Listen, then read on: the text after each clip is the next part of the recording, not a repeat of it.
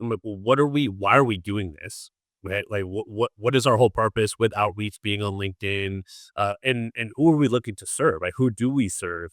And it's amazing in the go of recruiting how many recruiters and agencies just don't ever do it, right? They hire an external marketing person, and that marketing person doesn't understand recruiting. It's never recruited a day in their life. They just Google or ask ChatGPT, okay, how do I do marketing for a recruiting agency? They're like, all right, we'll post a bunch of hashtags and do an AI graphic and screenshot and say now hiring and come work with us and your job is done.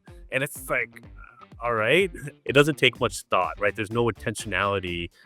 And marketing, content marketing is very similar to just great recruiting, right? The more work you do on the strategy on the front end and the structure, and there's a reason, there's a rhyme, there's a why as to why you're going to be posting content.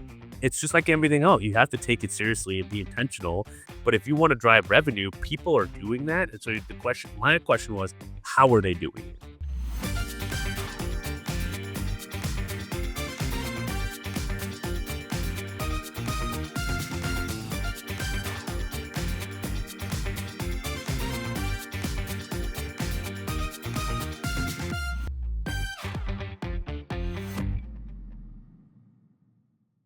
Hi, I'm Denise Chaffin, and I am your podcast host for Talking TA. And today I have with me Clark Willcox, is the CEO and founder of Digital Recruiter Talent Group, and also the founder of the Digital Recruiter podcast. And welcome, Clark. It's so nice to have you on Talking TA. Without further ado, as I always say, please introduce yourself and tell us a little bit about your background and your companies. Absolutely. Well, thank you, Denise, and thanks for having me. Quick background is I founder Digital Recruiter Talent Group is a recruiting agency, founder Digital Recruiter, which is a coaching and training company for recruiters, especially recruiting agencies. And of course, the Digital Recruiter podcast, which you graciously joined me on a couple weeks ago, and that's launching this week. So that's exciting. So the little bit of background and kind of my primary focus is with Digital Recruiter is really helping recruiters make LinkedIn kind of their foundation of recruiting. And now you might be thinking, well, it already is the foundation of my recruiting for most of you, but really how do you get more of that, right? How to optimize your LinkedIn and generate more leads, whether it's clients or candidates. We show people how to leverage automation the right way, right? Not the spam that we get in our inbox. Also leveraging content marketing and really focus on the approach that it's not really about likes. And I call it like our antiviral content strategy, which is how do we drive revenue and not just try to go viral. So that's a lot of what we focus on with recruiters and agencies. I started recruiting in 2013 at Aerotek in the skilled trade light industrial division. So I had zero experience on LinkedIn. I was never on LinkedIn at all. It's been a really interesting blend to have that background, to have some recruiting success there. I got promoted within 8 months, kind of do the sales grind there. And then I left and got burnt out, truth be told, and started learning about automation in 2020 on LinkedIn. I went from about 150 connections to I think 16,000 now and over 20,000 followers in about 4 years. And so that's really kind of where the light bulb moment happened and became really the origins of the digital recruiter as it stands today. Wow, that's great. That's so tell me a little bit about the Aerotech training because I did not have the opportunity to work for a company like that. So I would love to in fact I was always kind of envious if you would. I thought, shoot, I should have gone and worked for a big company to have that kind of training. So tell me a little bit about that. It was fantastic. And it's always going to be dependent on the manager you get as a recruiter coming in. Right? Aerotech wants to hire people that have really no recruiting background. That doesn't make them unique in this space, right? There's very clear, and I get why that's the case, right? You want to mold someone and kind of find the intangibles, and then you kind of teach them the system. And that's exactly what Aerotech did with me and my manager, Mo, and then the manager of the office, Estelle, brought me in. I knew nothing about nothing. I didn't really know what recruiting was until I think like after my first or second week. I was still trying to figure out what I was doing. I was just making calls and trying to place people. But the training was amazing. And I had a conversation about this with someone this morning that he's 4 weeks in to recruiting in general. And so his boss hired our firm to help his boss on LinkedIn, but also help train up their new recruiter. And I was telling him you have to be proactive in your training. And I think that's what Aerotech did a really good job. They have all the template, they had the whole booklets, right? But it was go find five people to shadow a screen from, right? Go find five other recruiters in the office to shadow a reference or go find 5 people to have them listen into you talking to a candidate. So they really channeled you to be proactive in your recruiting, right? And then my manager always told me, like, look, if you don't know the answer to something, Google it first. And now you can Google it or chat GPT it first. And so the training was we have everything laid out on what we know the KPIs that work. You got to talk to 30 candidates a week. You got to get 5 to 10 submittals a week, 3 to 5 interviews, and you need to start every single, I mean, really 1 to 3 a week. So they had those KPIs laid out, but it was almost how you approach that was the magic in the training. And again, I was very lucky because I had a manager that was up and comer. She had just promoted the recruiter before me. She had been hitting contests. Like, she was really good, and not every recruiter has the luxury of that.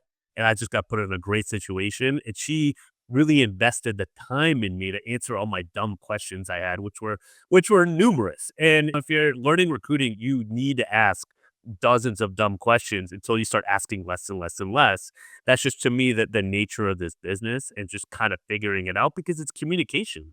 So you're gonna look quote unquote dumb trying to figure out how do I communicate with this person or what am I looking for here. And I think Aerotek does a really good job of creating the structure and the boundary of this is the standard, but then they give every manager and recruiter the opportunity to follow it.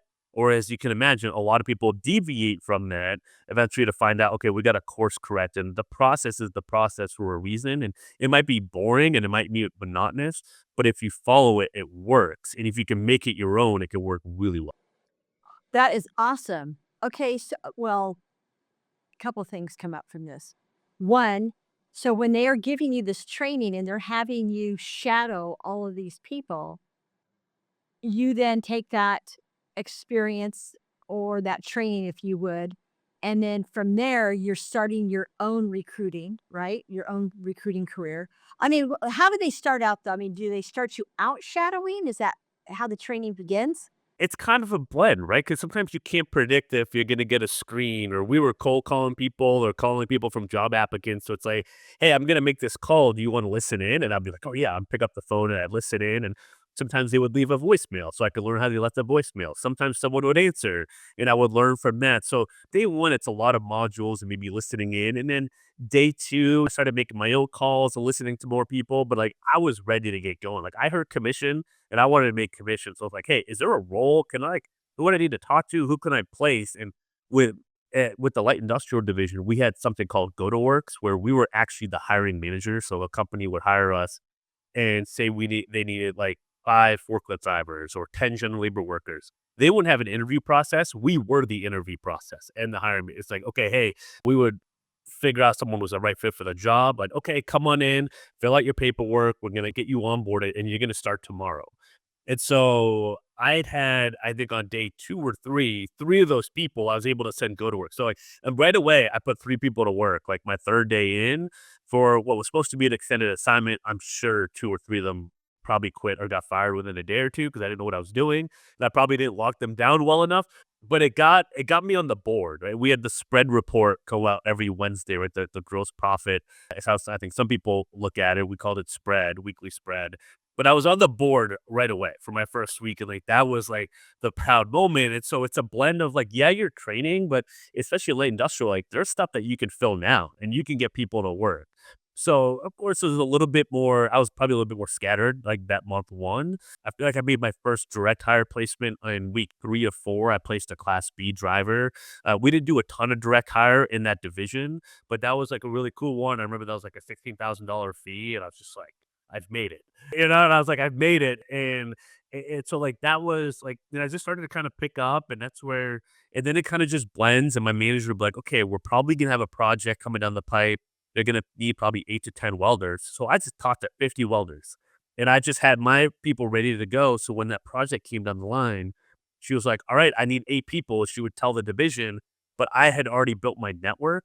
And so I was able to get the first 5 to 6 people in there. And so I learned a lot about proactive recruiting, top skill sets. Like we really honed in on like what was going to make us money from a top skill set. So it was going to be a general labor, forklift driver, welders and mechanics were kind of our sweet spot. And so I just built the network proactively. I talked to hundreds of people my first like 3 months there. I was just always on the phone trying to figure it out. But it came from like having that structure, know what the KPI should be. And then my manager was bringing in good business and I had to trust her. But she was like, hey, build the networks and the roles are going to keep coming. And that's kind of what happened. I was able to go from, you know, 0 in spread to 10,000 a week in spread within 5 months, which I think was like the fastest that any recruiter got there in the time I was there. And so, and it's 10,000 in profit per week for anyone that might not know kind of how that works. And so that was a big deal, right? That's like our president's level for a recruiter. And so like that's kind of how it all came together with just the right structure, the right manager, right? Proactive recruiting. And then I was able to just capitalize and have speed to market when the roles did come in. Now, what were you using for sourcing tools? Yeah, so I mean, Aerotek, you can imagine, has a pretty robust database. So we had our own ATS at the time, and so we were able to kind of source candidates, and people had to track notes. And data entry was really big in a place like Aerotek because you can't have this crossover from talking to candidate and all that. So you really had to get your data entry right to have that quote unquote candidate ownership. So that was a big piece. I could post job boards on Career Builder at the time, which was pretty big. And so I would have different job postings that again we have to tailor and try to get the right talent in the board. We would try to use like Craigslist at times, Facebook at times, Wow. deal with like employment centers, right, to try to see what we could do. But if we could get like referral networks and kind of be more involved. But I think placing, and then once you would place one person, I mean, trying to get 3 to 5 referrals from every good placement was always like a goal. And especially for our industry, sometimes they would change cell phone numbers often or email addresses and all that. So it was kind of that word of mouth. That is where you would be like, hey, Clark's the one with the good jobs. Like, talk to Clark. Like, you kind of have to build it that way. And so you kind of get used to doing the 360 calls and getting leads and getting referrals. So you would use what you could from the system and online, but then really try to capitalize with referrals once you got the right people placed. Very good. You mentioned Craigslist and Facebook, and I've heard for industrial positions that those are good outlets, if you would, for sourcing, correct? I've never personally used it. I mean, so tell me a little bit about the difference then, like with industrial recruiting, the little bit of difference then between utilizing some of these other sourcing tools, if you would, like Facebook and Craigslist, compared to like an Indeed or a Career Builder. It's a grind. I mean, high volume staffing is not for the faint of heart. Yeah, it's a grind. I tell people my life is on easy street compared to what my days were now compared to what my days were at Aerotech. And I have a lot of respect for the people in the commercial division, what we called it, that were able to get after it day after day and stay and hit the numbers and hit that the President's Club year after year. Because the high volume grind, it's tough, and there's so much turnover and people ghost that. And that's where you have to really learn how to lock down your candidates effectively and do all that. I mean, that's where I was really molded by the process in that environment. It's not easy, and it's you have the Facebook, you have the, but that's still unreliable. You still don't know. I mean, it was rife with getting ghosted or people not showing up. Like it happens all the time. So you're always trying to figure out how to mitigate that, right? And that's where it's so hard, but the more work you put on the front end, just like in anything in recruiting, the better off you're gonna be. On the back end, you might get ghosted less and have roles that actually close. And it's integral to do that in high volume staffing. Otherwise, you're gonna deal with more phone calls of people not showing up and clients being unhappy if you don't really have a really buttoned down, like, lockdown process. Especially when you're using a platform like, Facebook or Craigslist, it's easy for people to flake, right? And if you use Facebook Marketplace, I think that's kind of the experience a lot of people have, right? Using that, it's like, yeah, we have a deal, and then you hear nothing, right? It's like that, but tenfold. Is it really? Because I've never used Craigslist or Facebook, like I mentioned, and even using Career Builder or Indeed, I mean, you still have the a certain percentage of candidates who will do an initial reach out to you and then you never hear from them again, right? So what's the percentage of placements and people actually showing up then in these roles? Ooh, I mean, I don't know.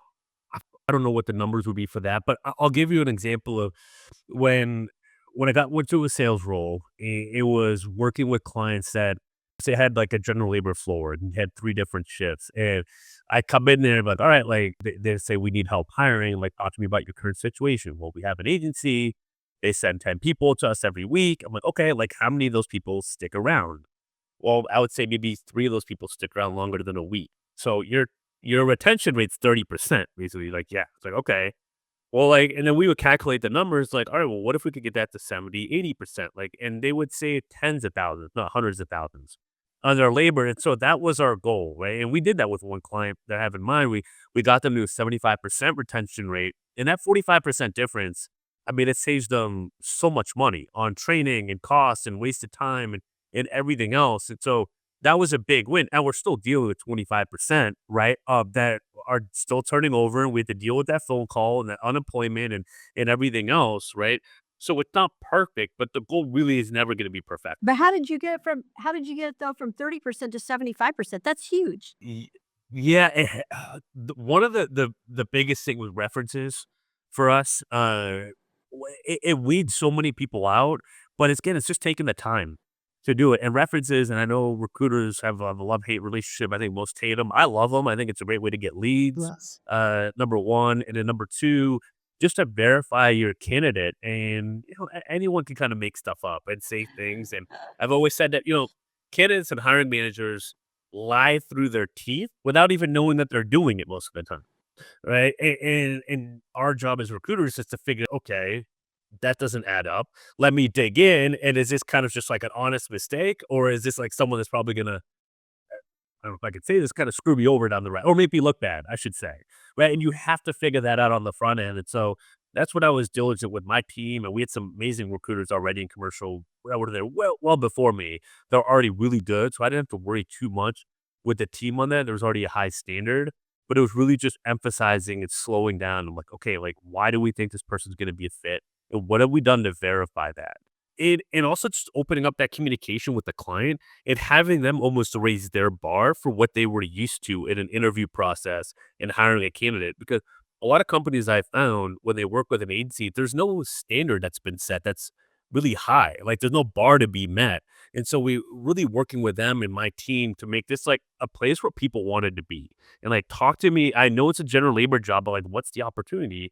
And it turns out this company had profit sharing even for all their workers, right? And so, like, that became a selling point, but it was also like, okay, how do you explain that profit sharing, right? Because with hourly workers, a lot of times it's like, hey, I just want 50 more cents an hour, $1 more an hour. Like, I can't wait for profit sharing. I got bills to pay now. So it was really making sure the current compensation aligned, but also here's how you directly impact that profit share, like setting that standard. So we made it a place where people were they were proud to be there, right? And the company wanted that, they wanted to communicate that, but we really helped kind of bring that out.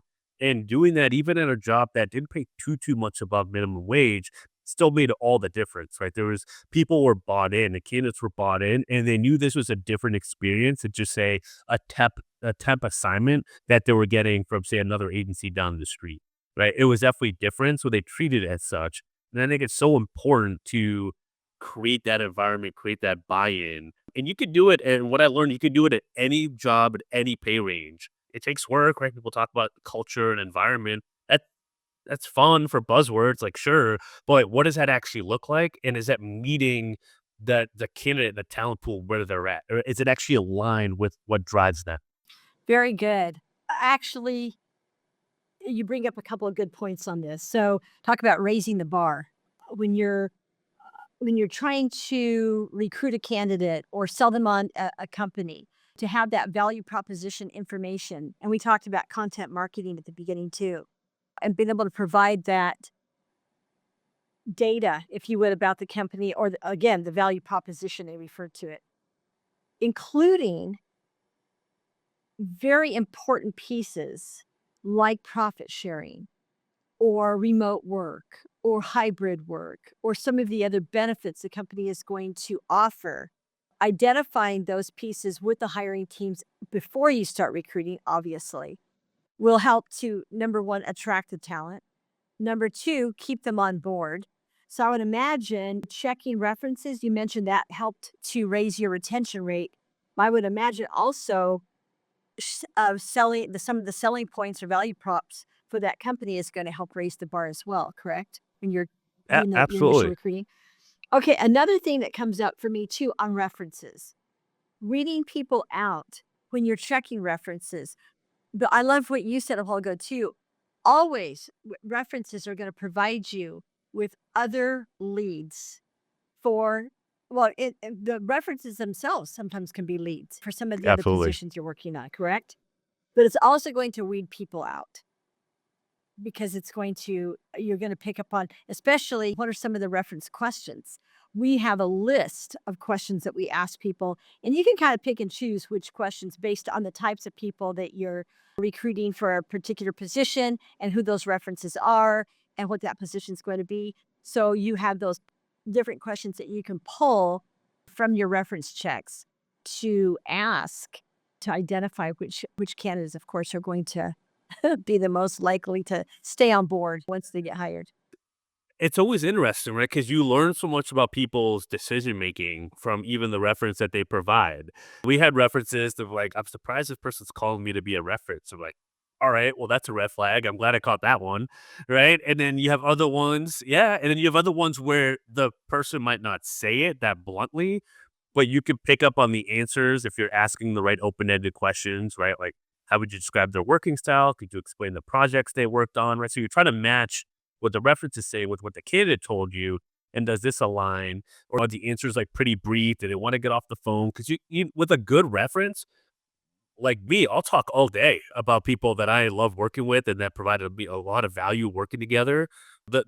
Typically the person giving the reference or getting the reference wants me off the phone and they're trying to hang up on me, but I'm happy to talk at length about people that have like that are truly a reference and then I'm happy to be a reference for.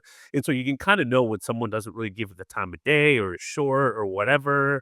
And that is the tell. And that's what I was trained on, I would train my team on is look for the tells, not just what the words are, but how are you receiving that information, right? How's that person coming across? Like, what's your gut telling you? And I think a lot of that in recruiting is giving the structure, asking the right questions. So then you can kind of go with your gut after, not in the beginning. You can't just go with gut feel alone, but it's a big part of the data set. Like, okay, I've gotten the right information, asked the right questions, talk to the people. Like, am I still feeling good about this?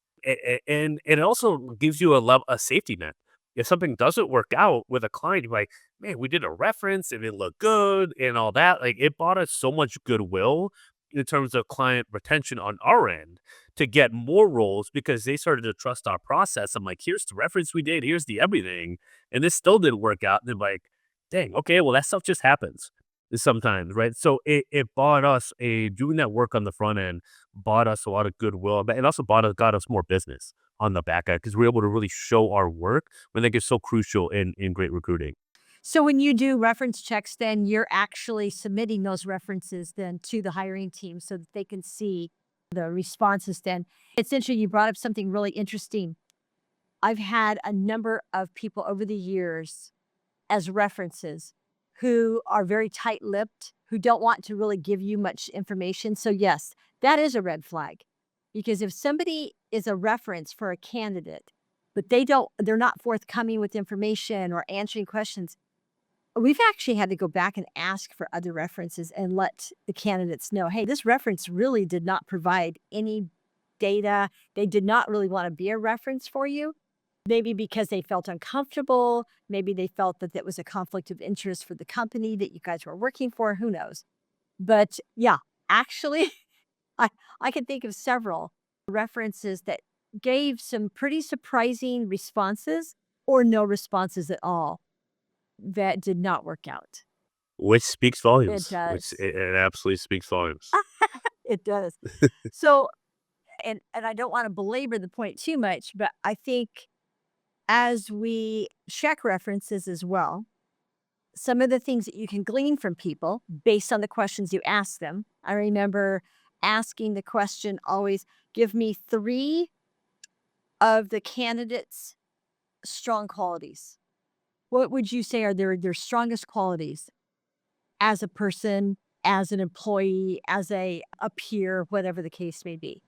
Those responses, because they're open-ended questions, more or less, those responses are come in very handy. And then also, what are some of the accomplishments that you recall that person making when you worked with him or her? on a position or project or whatever. So those questions can come up. Oh, I was just gonna say they're great questions, but I'm sure you've seen this, Denise, is I'm thinking like different scenarios where references can be like really important. Think about like the job hopper question. And this is one of the areas where it was super helpful of like, okay, this person might be a little hoppy.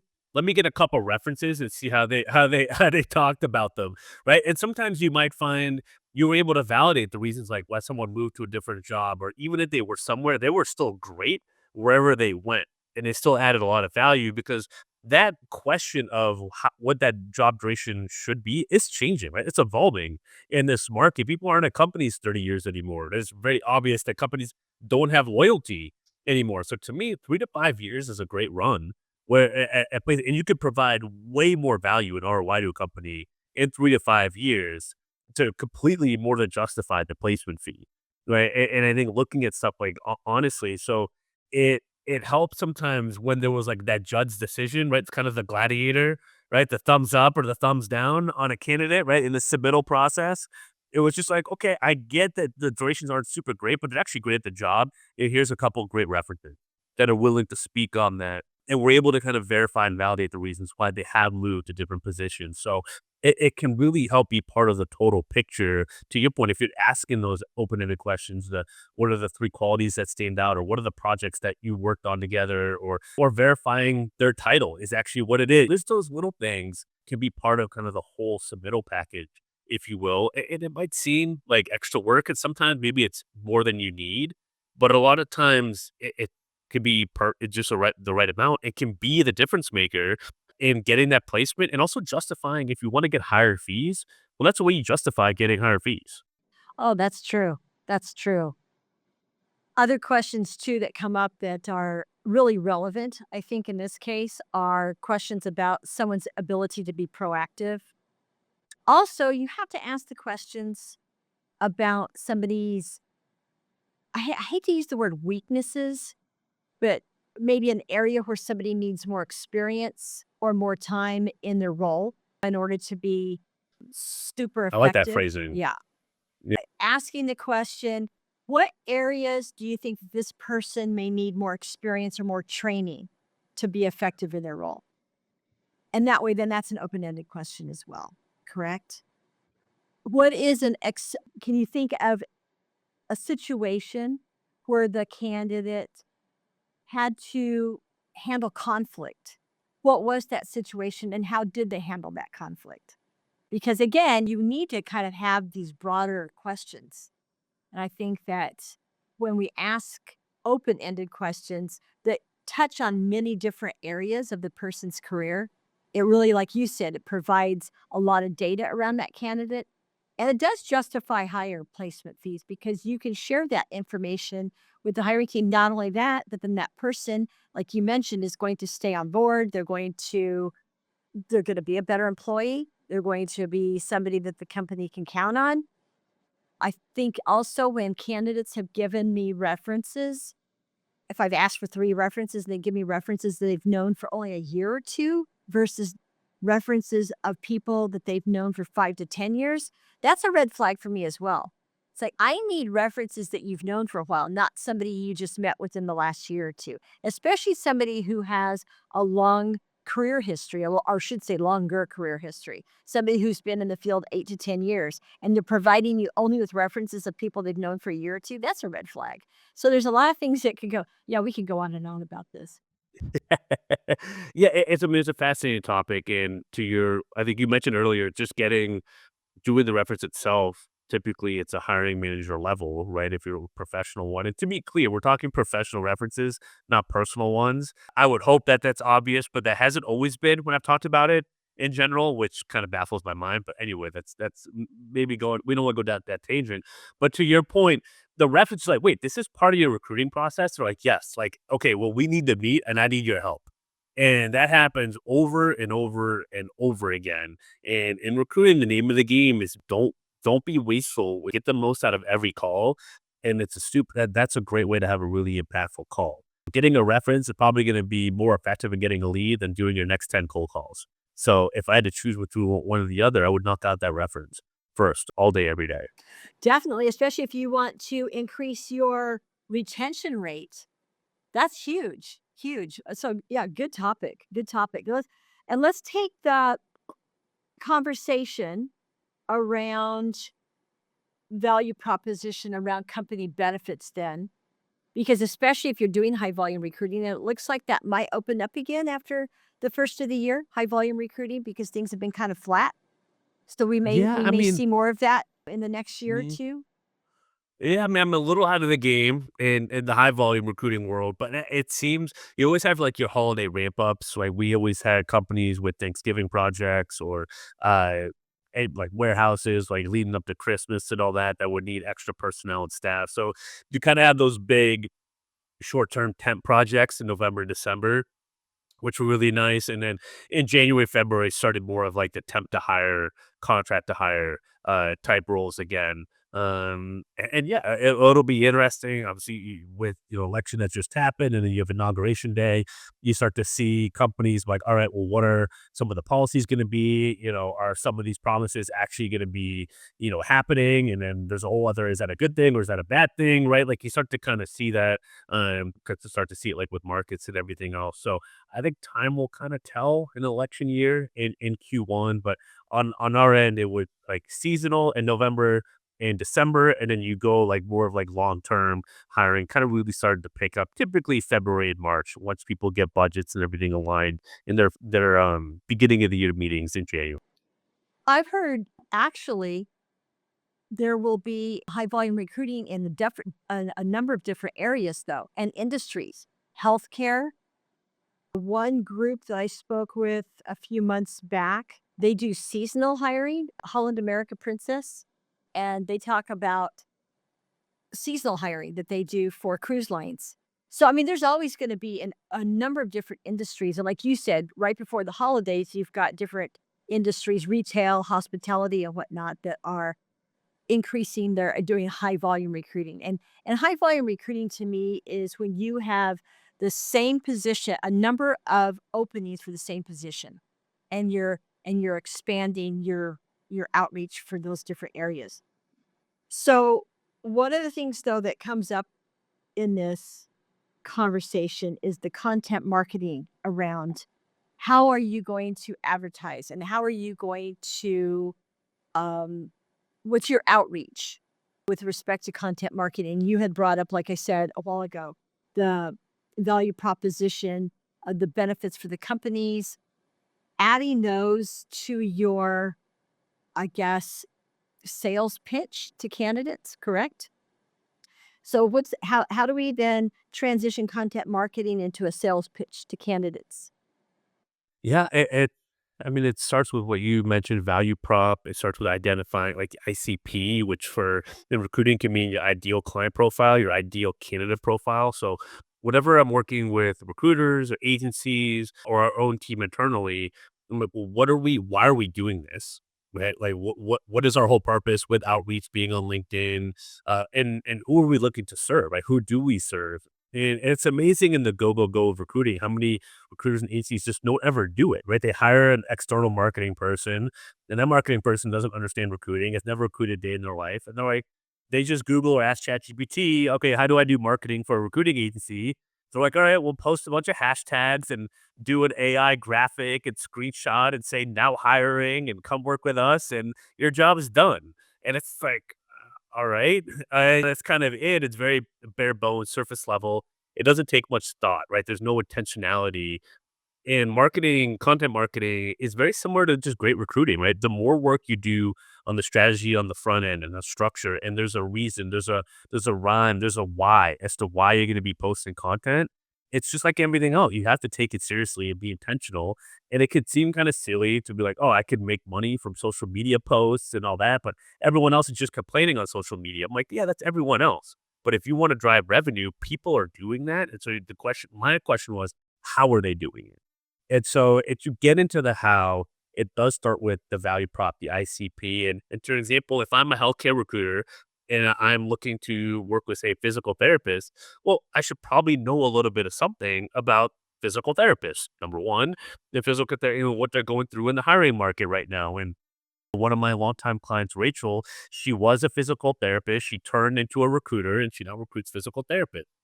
That's her headline on her LinkedIn because why would it be anything else, right? It wouldn't be candidate advocate or anything else or some I love to crochet. Like, no, I'm a PT turned healthcare recruiter, turned PT recruiter. And in her about section shares that story and it shares wins. It shares wins of placements that she's made for putting PTs into different roles and types of companies that other PTs would be attracted to and would be a reason why they would respond to her. So we fixed the LinkedIn profile first. It's kind of like the first piece of content, if you will. And then the actual, you're right. And then the content topics are, they talk about that. They say she knows the market that if you wait around or if you have a really good physical therapist on the hook, you can't wait 3 to 4 weeks to go through the interview process. They're going to get other offers. They're going to be scooped up. So she posts about that, right? If she posts, hey, the best PTs, this is what they're talking about. She's going to put that in the content, right? She's using her all her screens and conversations as data and intel for hiring managers that don't know any better because the amount of clinics that have no idea how to hire or don't know what the comp is or they treat candidates poorly and they wonder why they can't hire anyone. She's seen it over and over again. So she talks directly to those problems. Is she calling out a specific person directly and putting them on blast? Well, no, but she can take enough calls from the clients and candidate side that she starts to really understand there's a story here in terms of the physical therapist market. And that's what she's posting about consistently and getting that story out in front of candidates and clients. Because how many times have he had hiring managers be like, oh, I didn't know recruiting agencies could do that? Or candidates be like, well, I had a bad experience with an agency, but I had a great one with you. And we hear that all the time. Content, your job in content as a recruiter, in my opinion, and what works to drive revenue is to share the differences of that story. Is to acknowledge that experience that some people have good ones and bad ones, and to teach them why that is and kind of how and why they might have gone down the left path because they didn't know any better, maybe because they didn't know you and work with you, and there's like actually a better way. So I talk about this a lot. Agitate the problem, become problem aware, but you can't post about problems or complain without bringing a solution. So bring the problem, highlight the problem, and bring the solution. This can happen for business posts, all that stuff. You could also kind of do it with personal stuff as well and kind of just be relatable, right? So there's like bring up the problem, bring the solution, and just being relatable and kind of having that blend and really having it honed into your market and the problems they care about. And then just being able to humanize yourself as a recruiter because there's hundreds of thousands of us, like then you start to get on the right track as to content that really starts to generate resonate with your market. Okay, I like that. There are a couple things that you mentioned. One, when you're working with companies, well, let's go with healthcare for a second because you brought it up. When you're working with a healthcare company, in fact, I just had a meeting the other day with actually a agency that's a government agency that's going to be looking for nurses here in Arizona. And one of the things that came up was the fact that a lot of nurses don't want to work for these particular agencies because maybe they don't pay as well. Maybe they don't have the good back, or I shouldn't say reputation. There's some reputation involved there because it's government versus commercial or versus another area of business. When you are recruiting though, and you can see that there's some benefits that those are the areas that you have to cover, of course. And when you're talking about content marketing or you're talking about your sales pitch to the candidates, the first thing you have to do is, of course, like you said early on, is develop that strategy with the hiring team. So one of the things that we talked about the other day for healthcare, especially right now, is what are some of the attributes to working for a state agency? Number one, you mentioned pension a while ago, ti paid time off, work-life balance. There's some areas because a lot of people have complained about burnout in healthcare. So if you're working for a state agency, you're not gonna have that same amount of burnout, or you're gonna have better work-life balance or better PTO. So those are some of the value props then you take and you create your content marketing around and your sales pitch for the candidates, right? But then you like you said, though, you have to address some of the other areas, though, where I people may kind of push back and say, "Well, but it's working for the government. They're not gonna pay as well." You have to ask though, you have to look at the candidates though and find out from them what is it that they're looking for. So that like you said a while ago too, that you're gonna have the retention rate, the increased retention rate. Once you do get those candidates in front of the hiring managers and once you do get them into the interview process, right? Because if you are presenting candidates who are looking only for salary, you have to be careful with that because those are going to be your people who are going to ghost you and go on to the other higher paying positions and whatnot. I had a woman a couple of years ago who was moving to Arizona. Her husband had health problems, and it was going to be again for a government position that wasn't going to pay as well, but it was going to have great PTO, great retirement. They're going to have a pension. Well, can't remember. It was a state retirement program. I shouldn't call it pension. It was a state retirement program. So all of these pieces she really liked because she was kind of later in her career. So that's something else you have to look at as a recruiter. She was later in her career, so she didn't need some of the benefits that you might need earlier in your career. So these are pieces too that you have to look at when you're identifying candidates. You have to look at who are going to be my likely candidates for these roles. The value propositions for these positions are going to fit this particular, maybe somebody later in their career versus somebody earlier in their career, right? So these are things that we have to kind of vet out as recruiters before we even start recruiting. It's so many good points there of just you're looking for the whole picture and to put the whole puzzle together. And then a lot of times I've seen agency recruiters just get a job description and run blind. And I'm like, what are you doing? Because you're missing such an opportunity. Exactly. You're missing an opportunity to engage with the search and be a consultative partner. And those types of people, number one, they get paid more.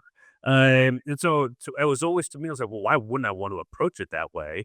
Right? Why would I want to just fling wood at the wall and just see what sticks? Like you want to do this the right way. And a lot of hiring teams that work with agencies that have never once brought that up of like, okay, let's really dive in. Let's figure out what you need. Let's have a calibration process for a week and see how the market is reacting to the role as we post it. If we have the right person within 24 hours, great. That's not most searches that I've seen, especially in the direct hire world, right? It can take a little couple weeks to really hone in on that right candidate and match schedules and the interview process and all that good stuff. Um, and so let work through that. And to your point, like I always say, what are the three reasons a candidate would jump for this role? Because that's going to show me the messaging that I can get the response from the right candidate pool. And that's step one. And then step two is what holes are they going to poke through this? To your point, the state agency, it could be the pay and all that stuff. So then it's like, wait, if you just hear me out, this actually might be a fit. Or, okay, you're worried about the pay. What are you looking for Right. in your next jump? Right. And that's how we attack our messaging. And that's what we utilize in our messaging, especially with automated drip sequences. You want to generate conversation. Like, hey, they have this. This is kind of like you list the three benefits. It doesn't always have to be salary, right? If you have to know the market. If you know what counts are really want remote work and you have a remote role, you better have that in your connection message, right? And if you have, we had that offer healthcare. To your point, the schedule, right? It's like, hey, there's no on call for this, and so for us getting psychiatrists, well, we've made a bunch of psychiatrist placement, and that's in our connection message because if they're currently on call or they were looking for a side gig, they don't want that demand, and so that's actually what stood out more than the compensation piece did to people, right? And so you have to know what are the strategic advantages I have in this search. And if they're not obvious on paper, that's why you gotta do an intake call. You gotta do a legit intake call with the hiring team, whether you're internal and TA internal, you gotta talk to the hiring manager, or you're external, right? You gotta talk to your client and figure that out and communicate with them. This is how we're gonna use this as our go-to-market strategy to get the right person. Cause I'm not trying to get 5,000 physical therapists. We're trying to talk to that one right fit. Right. And to do that, you'll send maybe 100 messages or reach out to 200 people, but we only need one great candidate. We don't need 200. And so if you think about it that way, especially with the automation, and then you're not just chasing one by one by one, right? You're really reverse engineering a search. And I think that's where effective automation and effective content is in candidate outreach. Oh, I like that. I like that. Reverse engineering the search. what's going to close it? And I think that's what we're here for, right? I mean, so many times I ask people, and that was one thing with Aerotek is, well, what's the start date, right? And how many times do managers say, well, yesterday, I needed someone yesterday. Okay, well, and then the conversation stops there. Where I always am pushing recruiters. I'm like, okay, well, what's been the consequence of not having this person, right? What is are you guys losing money? Is it nice to have? And sometimes you're like, well, we're losing money for a mechanic. Let's say we're losing $10,000 an hour every time the machine's down. Well, how many times has the machine been down this month? 3 times for how many hours total? Well, we had to wait till the person came in, so it was about total like 20 hours. So you lost $200,000 by not having a mechanic on third shift. Like, yes. You see, it's like now I know there's a start date is pretty urgent. Versus if I didn't have that information, I would have nothing to arm and kind of push back on. So that alone helps me help the company create like a really enticing job, and the mechanic could be really valuable. But it also allows me as a recruiter to push on my client, hey, we found the right person. You need this person, right? Because how many clients get wishy washy when it's time to make a decision? So you're always building a case. So there's a little, lawyer-ish involved too, right? Yeah, You're for gathering your sure. intel, gathering your evidence, and so for your closing argument, it's like, it's Closing all here, argument. like, you gotta make the hire. I like So, you're in a courtroom. I just watched The Lincoln Lawyer, so it's fresh, top of my head. Yeah. I like that show. I've seen that show. It's Yeah. good. Yeah, it's pretty It good. is. Yeah. Yeah. Okay, you brought up a good point though, Clark. Well, another piece of this, when you're learning about a company and you're talking to the hiring team or you're talking to HR, whoever's bringing you in for the first time. In fact, when I was at RecFest, I interviewed a woman. Oh, what's her name? I think it's Jody. Anyway, she had brought up the fact that it's so vital as recruiters that we know everything we can and learn everything we can about the companies that we're recruiting for, whether it is a government agency or whether it's a company, a new client, or a client that we've even worked for before, if it's a new department, asking a lot of questions about the people in that company. Where did they come from? How long have they been there? Do they recruit each other? I mean, are there people in there that have worked together in other companies? How did they form their team? How long have they worked together as a team? What are some of the attributes of their team and their organization? What are some of their accomplishments? What are some of their challenges? All of these types of questions help us to develop then a story, that content that we need to go out and do our outreach to candidates. Because as we are interviewing candidates, we have this toolbox, if you will, of data that we can pull from to share with the candidates the good, the bad. And plus, I've always said this, I don't care how many questions I ask during the intake or a talent strategy session, as we should call them now. As we have those conversations with the hiring team, inevitably, the candidates that we speak with about the position in the company are going to ask us questions that we didn't think about. They're always going to ask those questions. But still, though, the more that we have in our little toolbox as we are doing our initial outreach and as we're screening candidates for positions, the more information that we can share with them and the more comfortable they're going to feel moving forward to the next step. Absolutely, and setting expectations, and I would say because of that, I'm sure you've incorporated weekly client check-ins, right? How many times do people do an intake and be like, "Okay, I'm gonna go off and run it. I'm gonna come back with the perfect person." I'm like, "Why would you put that pressure on yourself? How about just we're gonna go attack this search. Let's have a calibration call within 5 days. If you get great candidates from us before then, great, right? But we're gonna have this embedded in our calendar and to teach the hiring team what it's like, what a successful hiring approach looks like, and to have that calibration call. And the calibration call might be, hey, we're completely on the right track. We're not, we have all the questions we're able to answer and yada yada. We feel good. Most of the time, to your point, there's gonna be stuff candidates ask that we don't know the answer to. Hey, 5 of these people look amazing. They're all asking about benefits. And you said you're gonna get that information over to me, and I don't have it. So like all I need is because sometimes hiring managers have a lot going on. So that like work and you're constantly just chipping away like, hey, Mr. or Mrs. Hiring Manager, this is actually the information we're getting from the market that they really need. So instead of a to-do list of 30 for the hiring manager, it's like, no, go find me this one thing and that could open the search up or that could get the candidate that we need. So like just constantly look at it as like it's an evolution, it's a work in progress, and communicate that with your hiring manager and your team and your clients because bring them along for the ride instead of taking full ownership with how the hiring process goes because you don't have full ownership because they're making the hiring decision. At the end of the day, they're doing the onboarding and they're hopefully doing some sort of training. So they need that buy-in, that skin in the game. They're paying you a fee not to just take care of everything, but to show them the way, to show them the right way to do things. And yeah, you're going to be putting your work in on that and finding the candidates and screening and doing all the logistics, but they have a big role to play. And I found that the more success I had was because I brought them in and they had shared responsibility and skin in the game on this going well because they're always going to make mistakes, but are they bought in? Are they going to feel that burn? Or are they not? And that was one thing my manager told me at Aerotek. Like, you got to make sure that they feel the burn with you. Like you can't be taking that hit alone. And in doing that, it also allows for the opportunity for great results, right? Because then they're kind of driven, and that's how you build a consultative relationship. So you get more business, and that's how you close roles. And sometimes it doesn't always work out, but even in that introducing a new process, a new way of doing things, I've had clients or had my own recruiter clients have their own clients be like, "Hey, this didn't work out. Maybe an internal referral came through, or this position maybe like for whatever reason, but your process is amazing, and I want to keep working with you." And it's like show them the right hiring process and help develop that with them, and you can have a client for Oh, life. for sure. Oh, I love that. That's fabulous. Let's transition over then to some of the automation tools that we're using now to identify candidates, moving in that direction. Because obviously, we have to start. I mean, now that we have all this data, right, from the hiring manager and a process in place, what automation tools are working right now, today, and at this point in time, and what do we hope we're going to be able to continue working with as we move into the new year?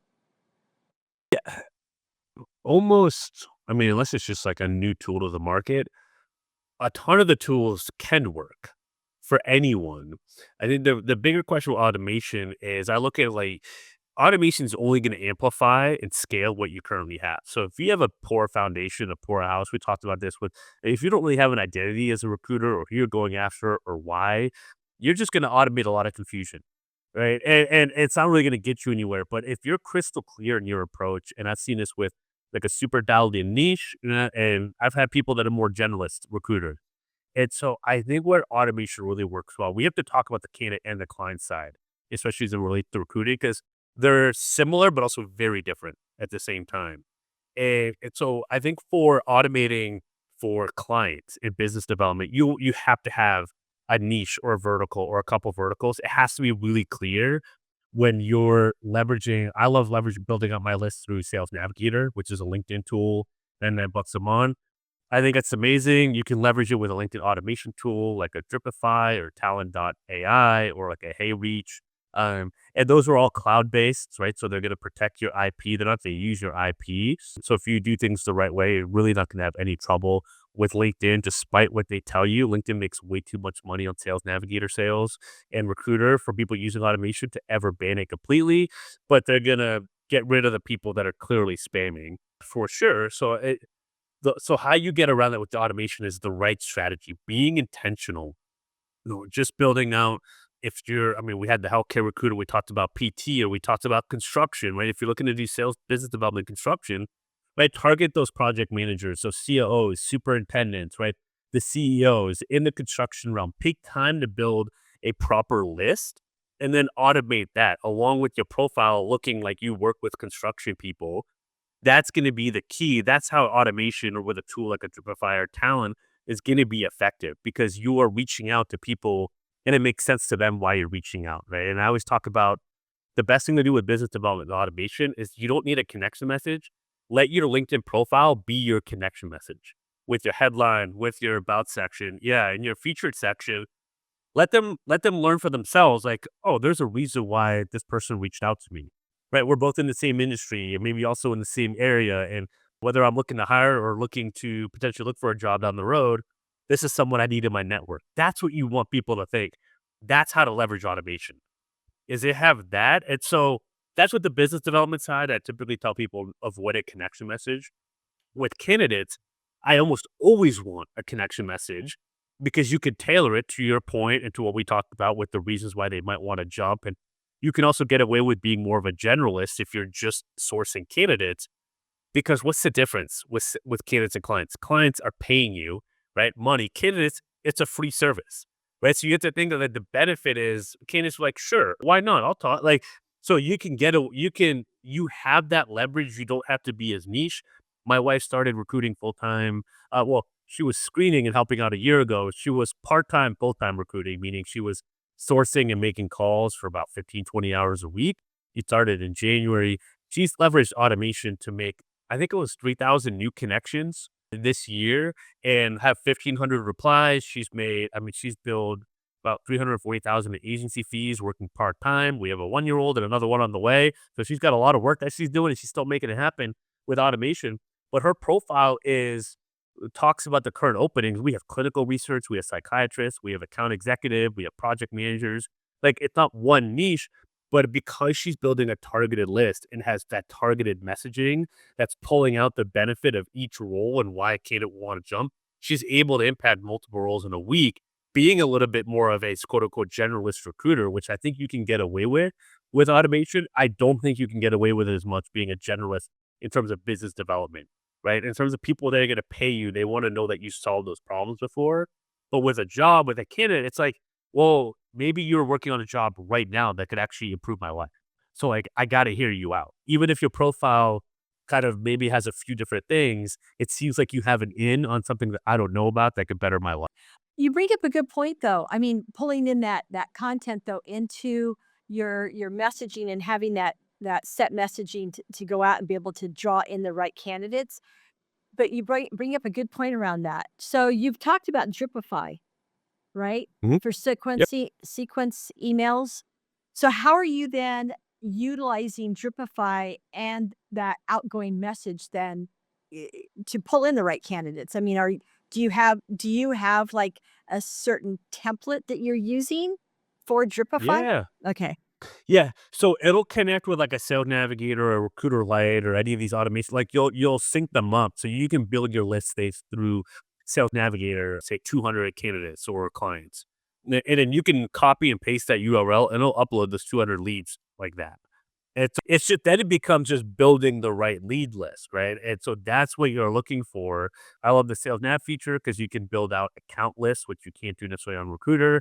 So I can build out like my 100 target accounts in construction industry that I want to then pull leads directly from those accounts. Or my client says, I want a candidate, an account executive from these 10 SaaS companies. So I can build a SaaS company list of those 10 companies and target all the AEs at those places, right? So there's different ways to get creative, and then you just copy and paste that list, and it'll upload right away to say a tool like Dripify. And then I built out a sequence where I have, say, a connection request sent. If they connect, then another message goes out. If they don't reply, then another message, and then one. So I always recommend like 3 to 4 messages tops.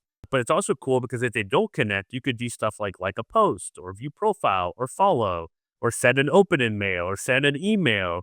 Right, so there's different things that you can do, and then you can also sort your campaigns by people that haven't accepted your invite, and maybe you go in and they didn't accept the connection request, so you go in and manually send them an email because this is a high value prospect, and you want to message them and make sure that they at least get some sort of message from you.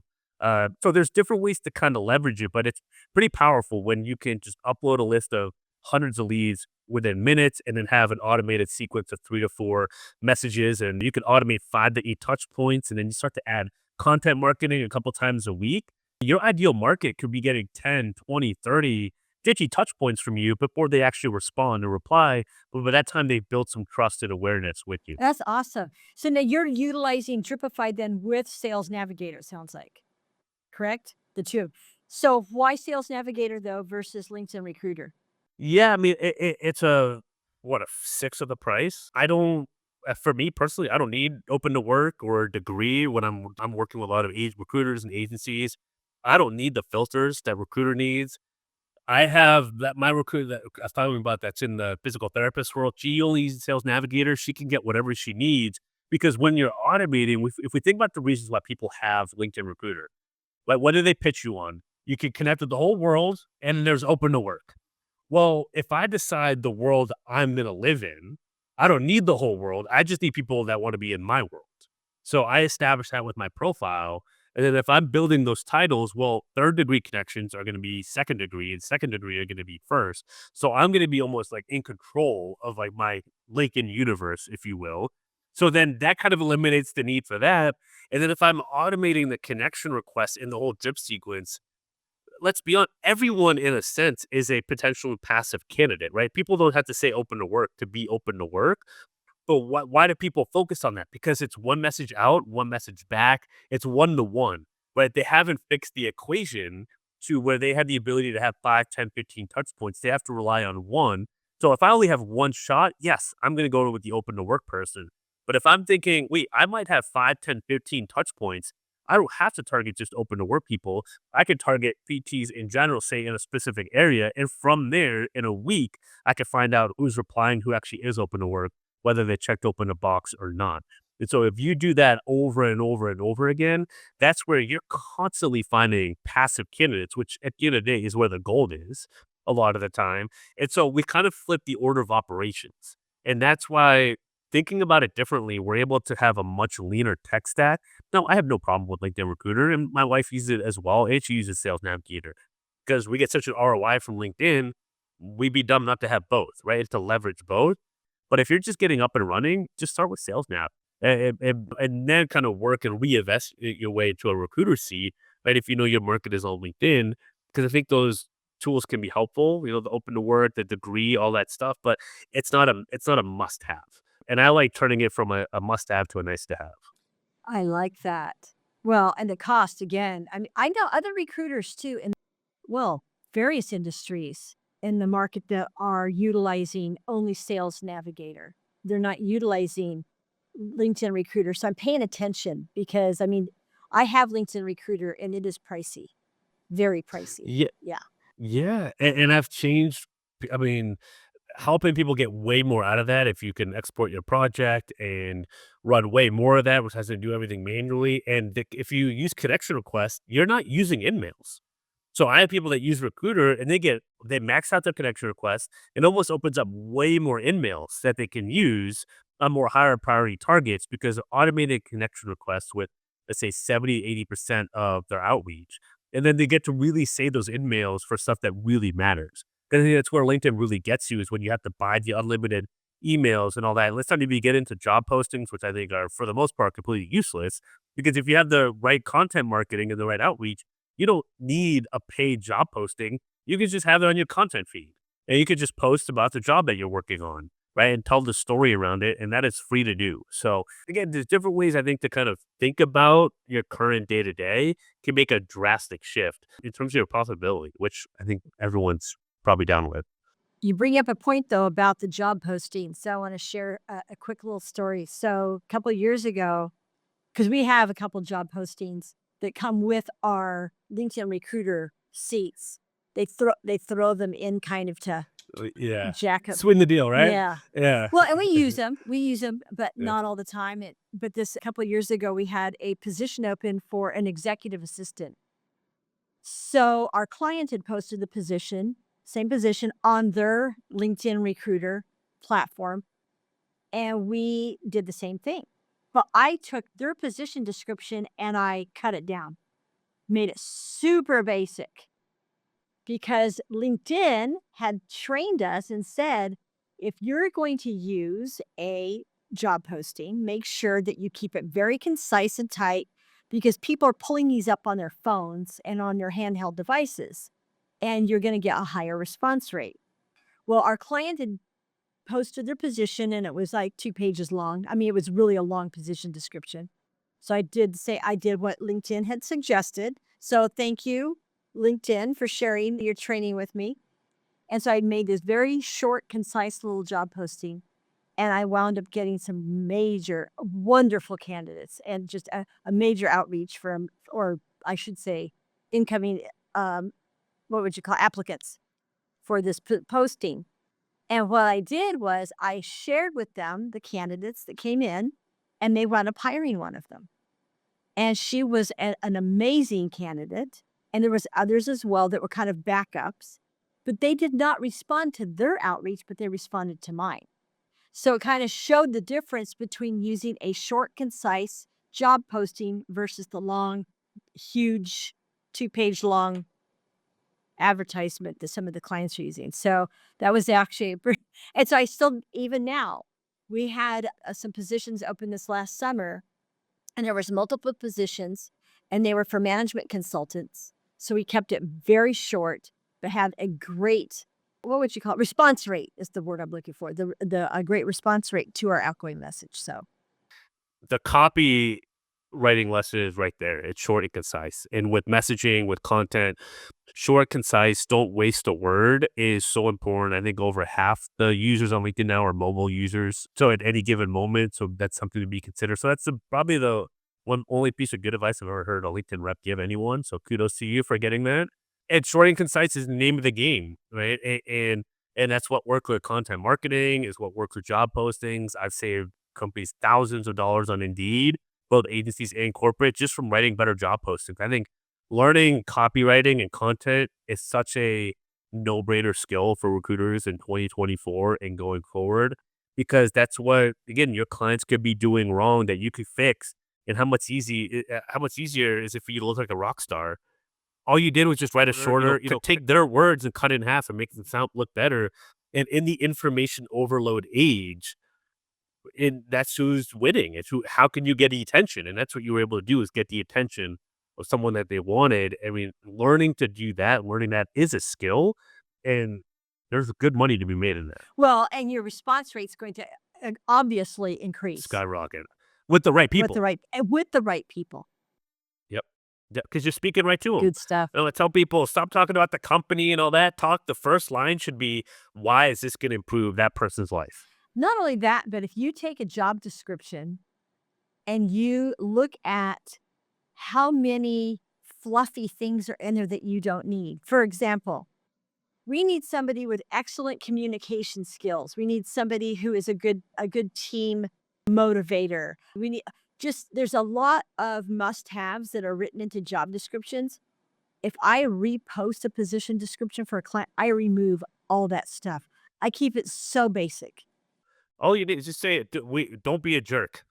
That's it. Right? I mean, that's really what someone's looking for, right? But you're gonna vet that out in the interview process, right? And I think that's what you're showing. It's like, this is fluff because nothing you can't apply and me know that you're that person or not. In fact, I'm gonna do a post, I think, on LinkedIn about this and basically list out some of the phrases to remove from position descriptions that are just so unnecessary. There's so much of it.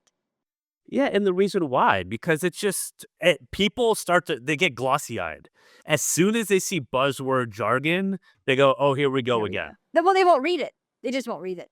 And then you're not gonna get the response rate you're looking It's a for. waste of time, right? It's a waste of the ChatGPT's effort. So, uh, Clark, thanks so much. This has been super this is amazing. And great. then also too, good luck with your podcast, The Digital Recruiter. I love that. Well, Yeah. thank you so much. This has been a great conversation. Let's have more of them. Thank you, Denise. Appreciate you having me. Okay. All right.